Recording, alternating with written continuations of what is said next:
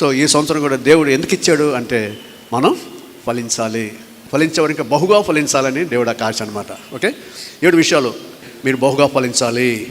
యోహన్ సువార్త 17:8. రెండోది 2 పేతురు 1:4-11 దైవ స్వభావంలో పారువాళ్ళు కావాలి. విశ్వాసం, సద్గుణం, జ్ఞానము, ఇలాగా దైవ స్వభావంలో పాలువారు కావాలని దేవుడు ఈ సంవత్సరం మనకి ఇచ్చాడు. మూడోది యోహాను 6:38 దేవుని చిత్తం చేయాలని. నాలుగోది యోహాను సువార్త 1:46 నశించే ఆత్మను రక్షించాలని. ఐదోది ఎహెజ్కేలు 22:30 నశించిపోయే ఆత్మల కొరకు బద్దలైన సందులో నిలబడి ప్రార్థన చేయాలని కోరుతున్నాడు. బద్దలైన సందులు అంటే సంఘంలో ఉండి నశించే ఆత్మల కొరకు విజ్ఞాపన చేయాలని.